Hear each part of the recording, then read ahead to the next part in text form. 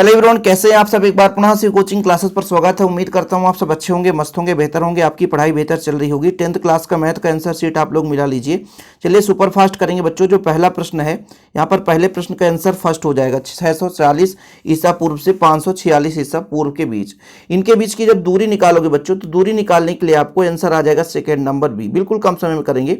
यहाँ पर आप देखिए जो आपका ax² plus bx plus c है जो परवलय के आकार का होगा। अब बच्चों जब आश्रित और संगत की बात करते हैं तो अनंता अनेक हल, इसलिए बी नंबर सही हो जाएगा।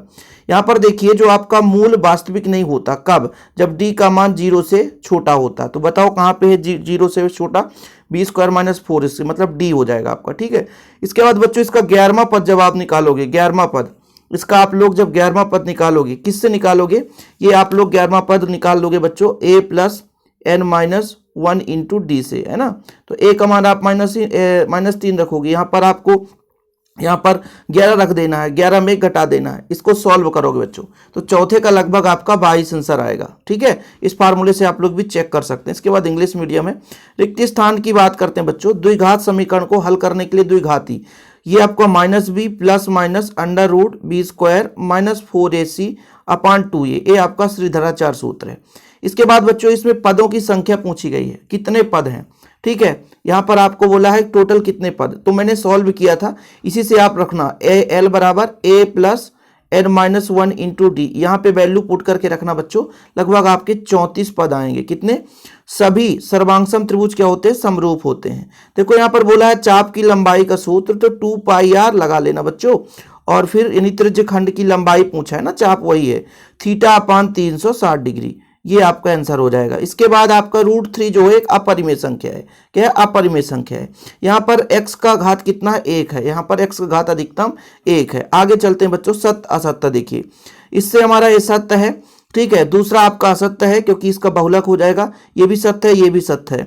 फिर आपका बच्चों ये भी आपका सत्य है, इसका आपका सत्य है, क्योंकि जब गोले का आयतन की बात करते हैं तो 4/3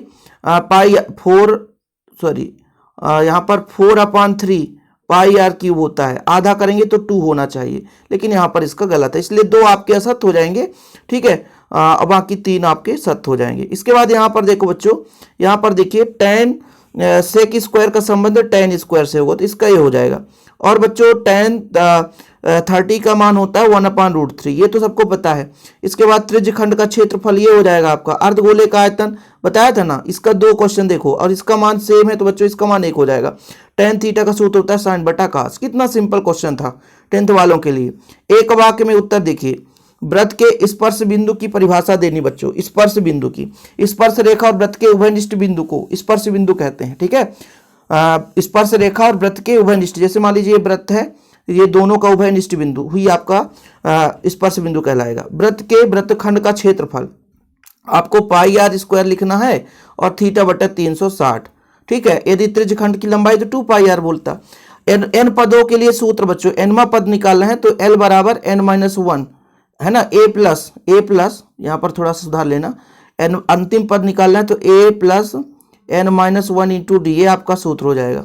ठीक है, एपी के nवां पदों का सूत्र निकालना। आधारभूत अनुपातिकता प्रमेय, ये तो सबको पता है यार कि एक त्रिभुज के एक भुजा के समांतर। ठीक है, थोड़ा रुक जाना, यहाँ पर मतलब एक त्रिभुज के एक भुजा के समांतर यदि कोई प्रतिच्छेदी रेखा खींच दिया जाए तो 2 बिंदुओं को जो प्रतिच्छेद करती है समान भुजाओं में समान अनुपात में विभाजित करती है। ठीक है, ये तो सबको पता है। छेदक रेखा क्या है, यदि वृत्त के किसी 2 बिंदुओं से काटते हुए जाते हो छेदक रेखा कहलाती है। ठीक है बच्चों, इसके बाद शून्यक का जो गुणनफल होता है, शून्यक का गुणन अल्फा इंटू बीटा बराबर होता है c/, ये आपका ऑब्जेक्टिव करा दिया। बाकी मैं टेलीग्राम में पूरा पेपर शेयर कर दूंगा। जय हिंद, वंदे मातरम। चैनल पहली बार है, चैनल को सब्सक्राइब जरूर करें। टेलीग्राम का लिंक डिस्क्रिप्शन पे मिल जाएगा।